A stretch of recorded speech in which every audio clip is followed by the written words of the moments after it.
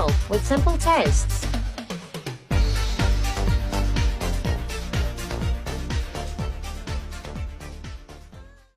I think you can consciously make your own luck. We're so in our day-to-day that we don't necessarily all the time set wide intentions for our lives but we want them, so it happens as an undercurrent, and then lucky things happen. But it's like when a boat comes by and you're thinking you want a certain type of boat, but it's coming by nonetheless, and then you say no and it comes by again. I really do feel like building your dream life is all about perspective. I'm sure we've all fell for the trap of thinking once we get to a certain stage of our life, or once we've achieved a certain goal, our life will be perfect and that we will have attained our dream life. And I've been seeing a lot of content recently about building your dream life and people just essentially putting together a list of things that they want to change about their current circumstances to build their dream life or to create their dream life. I actually really love seeing these videos because some of the things are so simple and so tangible or within grasp, and they're not anything crazy like moving to a completely different city. But I feel like when we think about building our dream life or recreating our life or just changing our life for the better, we think about all of these very grandiose long-term things that take so much time to achieve, and it really just does a disservice to the current season of our life that we're in. I know for myself, especially in my first year of postgrad, I really struggled with this a lot. I really struggled with feeling like I was in this waiting period, I guess, which the Digital Sisterhood just released a podcast episode recently about the waiting period in a different sense, and I thought that was really, really interesting because I myself was treating, I guess, the post-grad era of my life as this waiting period, and I really had to unlearn that, and I really had to have this mindset shift of I am going to make the most out of this time. Like, I have such a large chunk of time on my hands, and this is such a unique opportunity. I want to make the most out of my time. And so I really feel like over the past 18 months thus far, I've been really focusing on working on my health and fitness, and I've come a long way, alhamdulillah, with that. I've been reading more again, which I always read a lot growing up, but in college I didn't have as much time to read. And I remember in college I just wished that I had even just a little bit of time to read for pleasure, but I had to do so much reading for my classes, and I just had so little time to actually just read for fun. And it has been so nice to get back into reading and to rediscover my love for it again. Being able to have this time to spend with friends and family, being able to really just pour into my community, being able to invest in Islamic learning and work on my relationship with Allah subhanahu wa ta'ala and work on my deen. I really feel like the last 18 months I've gone through so much growth when it comes to my Islamic journey, and especially since last Ramadan, I really tried to make an intentional effort to just invest in building my deen and really seeking out Islamic knowledge on my own, going to halaqas, going to Jummah, and actually reflecting, like really trying to actualize the things that I'm learning on a daily basis. You know, these are not glamorous, crazy changes or anything like that, but I think overall it's just given me in my life a sense of peace and stability. And I think this is one of those situations where you really kind of have to disconnect or disassociate with what social media is telling you, because a lot of the time social media like projects this idea that you need to have X, Y, and Z to be fulfilled or to be living the dream life, but you get to decide for yourself what your dream life looks like. You are the one who is living through this chapter of your life, and you need to do the reflection and decide it's your life. You are the one who is experiencing it. I feel like it's not talked about enough, like the small changes that you can make in your life to really just live your dream life. And that's the trap of seeing a certain season of your life as like a waiting period. When you do that, or you fall into that trap, you waste the time, you waste that period of your life, essentially not really pouring into yourself, and it's so easy to get stagnant because you're just waiting for that next chapter of your life. The new year is around the corner, and I really have been trying to think about who do I want to show up as, who do I want to become, I guess, in 2026. Like, I really do feel like 2025 I went through a lot of growth and change in myself. Like, even just reflecting to who I was when I graduated college, I feel like my confidence has come such a long way. I feel like I understand myself better. Like, at the time I felt like I knew myself and I understood myself. I think I understand myself even more, and I do think a lot of the personal growth that I've gone through was important for me to go through before going back to school, because inshallah my goal is to attend law school next year, and law school is not easy, and it's a type of schooling where you really do kind of have to have a lot of confidence in yourself.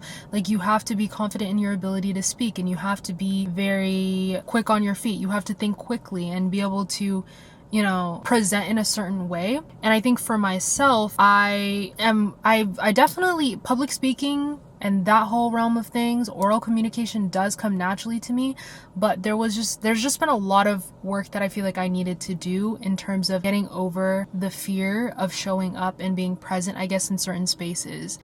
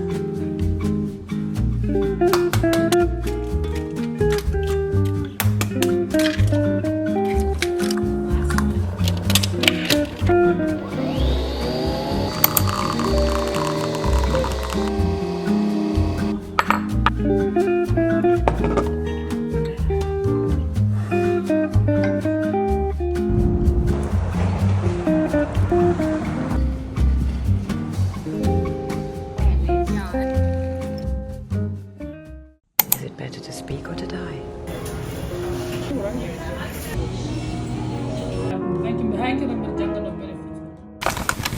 It is somehow already the week of Thanksgiving. My sister is currently at the testing center. She's taking her DAT. So I really want to surprise her and grab her some flowers, because she has been working like a dog day and night.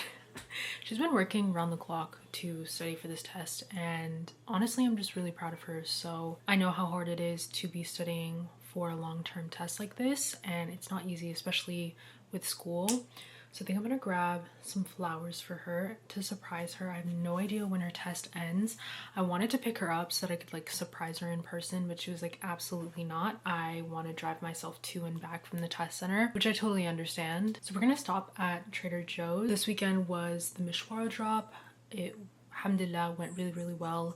Thank you guys to everyone who supported Mishwara and our recent collection. We're trying to be on a roll here. We shouldn't have too big of a gap between this recent collection and our next drop. We're already in the works trying to plan our next one, inshallah.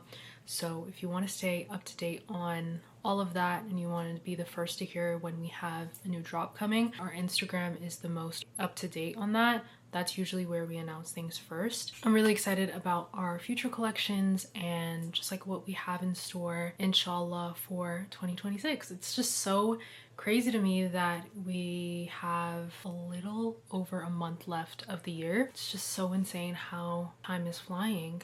I love Thanksgiving. Thanksgiving is one of my favorite holidays because, you know, the food is amazing, gathering with family is always really fun. Those are the obvious reasons, but I also just love using this week as a time to be reflective about what I'm exactly grateful for in my life, like all of the blessings, alhamdulillah, in our lives, big and small. It's always just a really fun time, and we're not the type of family that actually sits at a table and goes around saying what we're grateful for, but apparently some families do that for Thanksgiving. If you guys are watching, comment down below what is one thing you are grateful for. There are so many things that I am, alhamdulillah, grateful for, but I would say the biggest thing generally that I'm grateful for at this stage of my life is honestly time. During different periods of our life, time fluctuates. There are certain periods of our life where we don't have as much time on our hands and we're super busy, and there are times where we have an abundance of time. And so I personally am just, alhamdulillah, grateful for the time that I have in my life right now, the opportunities that come with having that extra time on my hands, having the time to be able to spend time with family, with friends, being able to really just enjoy this post-grad period before entering law school, because I know that can just be a lot on your mental health and you don't really have as much time, especially that first year. So I'm really grateful for this time that I have, and I'm grateful for the big and the small moments, the ability to wake up in the morning and have a slow morning, the ability to have a little bit more control over my time and setting my schedule. It's truly been a blessing, and it's not something that I will have for the rest of my life. And with that, that is my cue that it is time to go. This year, Thanksgiving was a smaller gathering, just us, the family at home, and so we didn't really want to do too much in terms of the cooking. We didn't want to have too many leftovers. I am not the biggest fan of all Thanksgiving foods. My sister and I mainly handled the cooking. But honestly, for some 20-year-olds that barely know how to cook, I think we did a decent job.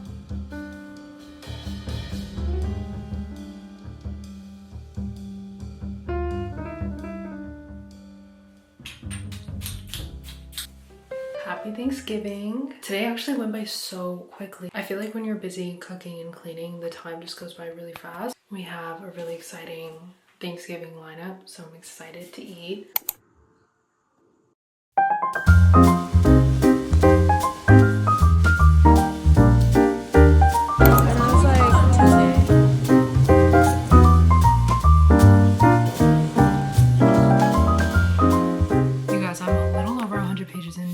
The Parable of the Sower by Octavia Butler, and now I understand why you guys all said this book is horrifying, particularly page 112. I read page 112 last night and I was truly gagged. I feel like we're hitting a turning point at this point where things are getting really scary. Like, it already has a very eerie vibe to it, but things are getting real scary out here. I'm dropping my sister off at school today, and we're gonna spend like half the day in LA, just because you can't ever really just go up to LA and back to Orange County. You really do gotta just wait it out. So we're gonna take advantage, I think, and go to a cafe. I'm gonna do some reading, and then I also have some other admin work that needs to get done. We might go to Santa Monica for the sunset. It really depends on what we have time for. I really love this Trader Joe's cinnamon roll lip mask. It has just the best consistency. I will keep you guys posted on my thoughts as I continue to read Parable of the Sower, but incredible read. A lot of you guys also commented that her other books are really good, so I'm definitely gonna check out Kindred for sure.